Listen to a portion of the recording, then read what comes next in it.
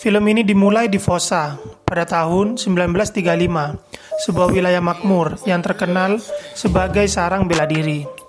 Terlihat para guru kungfu sedang mengajari murid-muridnya berlatih bela diri. Di tempat lain, di rumah Ip Man, ajudannya bilang bahwa ada seseorang yang ingin bertemu, dan Ip Man pun menemuinya. Orang ini adalah Liu. Dia baru saja membuka perguruan kungfu di Fossan. Dia ingin berlatih bersama Ip Man, karena dengar-dengar Ip Man ahli Wing Chun. Ip Man pun menolak, tapi Liu memaksanya. Dia bilang, kita latihan pribadi saja. Jadi, kalau Ip Man kalah, tidak ada orang yang tahu. Ip Man pun mau. Dan akhirnya mereka pun bertarung. Dan tidak sengaja, ada seseorang yang melihat pertarungan mereka. Dan akhirnya Ip Man menang. Saat Liu akan pulang, dia meminta Ip Man agar merahasiakan duel ini. Di sebuah restoran, Yuan remaja yang melihat kekalahan Liu menceritakannya kepada orang-orang di sana. Tak berselang lama, Ip Man ke restoran itu untuk bertemu teman bisnisnya yang bernama Kuan. Di tempat lain, Liu mendapat kabar bahwa dirinya dikalahkan oleh guru Ip. Liu pun bergegas ke restoran untuk mencari Yuan. Di sana, Liu memarahinya, dan Lin pun merelainya. Lin adalah kakak Yuan, si pemilik restoran. Tak mau disalahkan, Yuan mengkonfirmasi langsung ke guru Ip. Lin langsung menarik Yuan agar tidak mempermalukan orang di depan umum. Yuan mengatakan, emang kenapa tak boleh? Lin pun langsung mempeloroti celana Yuan, dan semua orang tertawa. Yuan pun pergi. Lalu tiba-tiba, polisi Li Zhao datang. Dia meminta agar para berandalan kungfu ini tak bikin ribut. Dia juga bilang kungfu itu kuno. Sekarang zamannya pistol, sambil menodongkan ke kepala Ip Man. Seketika itu, Ip Man menahan pelatuknya dan mendorong keluar pelurunya. Li Zhao hanya terdiam. Ip Man mengakui bahwa praktisi kungfu itu terkadang berisik, tapi bukan berarti mereka tak beradab. Di rumah, Ip Man memberikan pinjaman modal kepada Kuan untuk membuka pabrik kapas, dan Kuan pun menerimanya. Di suatu hari, ada sekelompok pengembara yang ingin menantang semua guru kungfu di Fossan. Kelompok ini dipimpin oleh Jin. Jin menantang perguruan pertama, dan mereka pun bertarung, dan Jin pun menang. Jin mendatangi perguruan kedua. Mereka bertarung dengan senjata, dan lagi-lagi Jin menang. Saat Jin merayakan kemenangan di warung mie ayam, sang penjual bilang, jangan senang dulu kalau belum bisa mengalahkan Ip Man. Jin pun mencari Ip Man. Sampailah Jin di rumah Ip Man dan menantangnya. Tapi Ip Man menolaknya, dan istri Ip Man menyuruh Jin keluar. Tapi Jin mencaci Ip Man, dan di sini istri Ip Man pun mengizinkan suaminya untuk bertarung. Dan polisi datang dan memohon kepada Ip Man untuk mengembalikan kehormatan Fossan. Mereka pun bertarung. Di awal, Ip Man bertahan untuk mengukur kemampuan Jin. Setelah itu, Ip Man melakukan serangan yang membuat Jin keteteran. Jin pun bangkit lagi. Kali ini, dia menggunakan pedangnya, sedangkan Ip Man menggunakan kemoceng. Pertarungan berakhir saat pedang Jin lepas dan dipukulnya bokong Jin. Jin pun kalah, keluar sambil disoraki warga Fossan. Sejak saat itu, Ip Man dihormati warga Fossan. Kemanapun ia pergi, selalu diberi hadiah oleh orang-orang, karena sudah menjaga martabat Fossan. Namun, kisah indah itu berubah pada tahun 1937, saat Jepang menduduki Cina. Banyak orang mati kelaparan. Semua menjadi parah saat Jepang menduduki Fossan pada tahun 1938.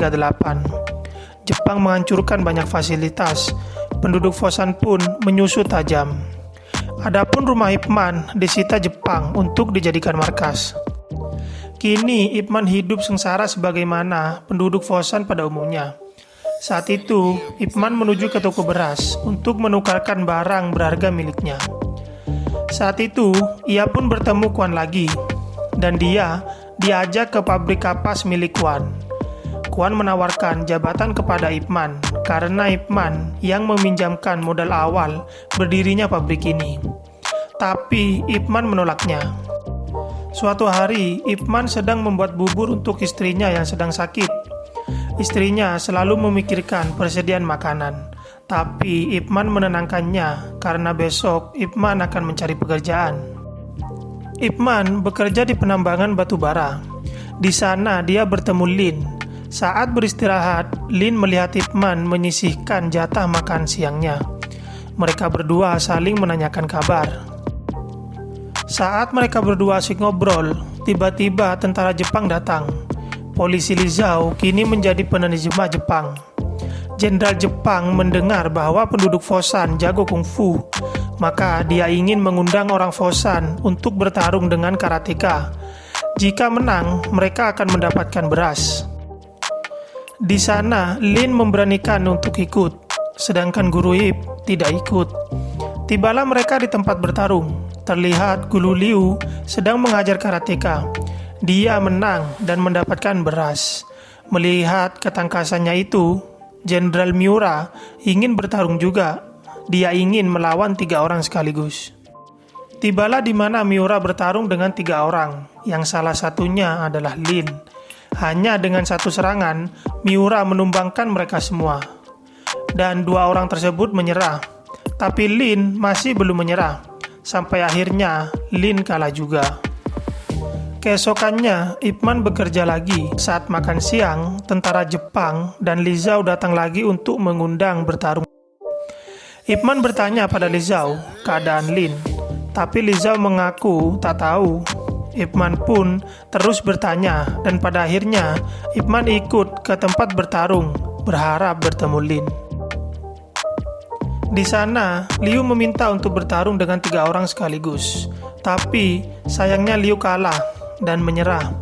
Saat Liu akan keluar dengan membawa beras, dia pun ditembak. Ip Man marah melihat hal itu. Ip Man pun masuk dan ia meminta bertarung dengan 10 orang sekaligus. Tapi Li Zhao bilang itu terlalu berbahaya. Miura pun kaget, tapi dia tetap mengabulkan permintaan Ip Man.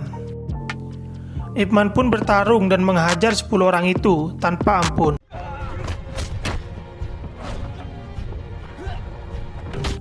Miura yang melihat kejadian itu terpana melihatnya. Saat 10 orang itu kalah, Ip Man langsung pulang dan membawa beras berdarah milik Guru Liu.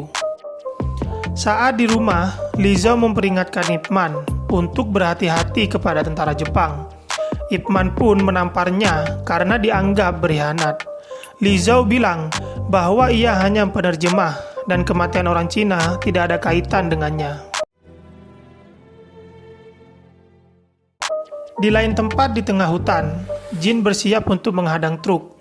Saat truk berhenti, mereka membegalnya. Lalu mereka pergi ke pabrik kapas milik Kuan. Jin meminta uang, tapi karena Kuan tidak mempunyai uang, dia tidak memberikannya. Dan Jin pun marah dan memukulnya. Melihat ayahnya dipukul, Cho pun pergi ke tempat Ip Man. Tapi sayang sebelum Ip Man datang, mereka keburu pergi. Setelah Ip Man tiba, Kuan memintanya untuk mengajarkan Wing Chun, dirinya dan juga semua buruh pabrik. Ip Man pun menyetujuinya dan mengajarkan mereka Wing Chun. Di lain tempat, saat Ip Man bermain dengan anaknya, tiba-tiba Li Zhao datang dan bilang bahwa Miura ingin bertarung dengannya. Dan tiba-tiba saja Kolonel Sato yang datang melihat istri Ip Man yang cantik. Dia ingin naik dan merenggutnya, tapi spontan Ip Man menghajarnya hingga pingsan. Setelah kejadian itu, Li Zhao pun mengajak Ip Man pergi mengasingkan diri.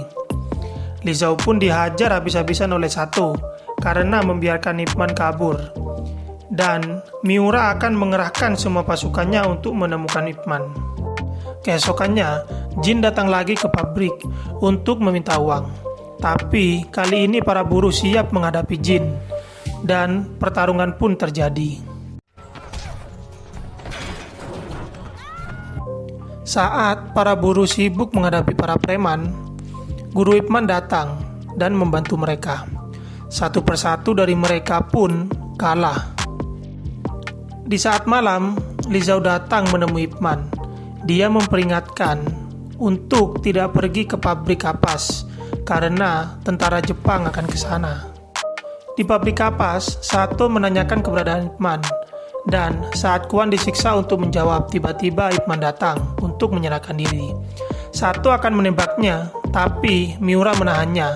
Dia meminta Ip Man untuk mengajari kungfu kepada tentara Jepang. Ip Man menolaknya dan menantangnya untuk bertarung. Ip Man pun dibawa pergi. Saat Ip Man dibawa, dia menyuruh Quan untuk membawa istri dan anaknya pergi dari Fosan ke tempat yang lebih aman. Dan tibalah di hari pertarungan, di mana disaksikan oleh penduduk Fosan. Quan dan istri Ip Man pun di sana. Saat Miura kalah dan babak belur, warga Fosan bersorak. Tapi tiba-tiba saja Sato menembak Ip Man. Seketika itu warga beraksi. Sementara itu, Li Zhao berusaha merebut pistol dari Sato, dan dia berhasil menembak leher Sato. Sang istri dan warga langsung mengerubungi Ip Man, dan film pun tamat.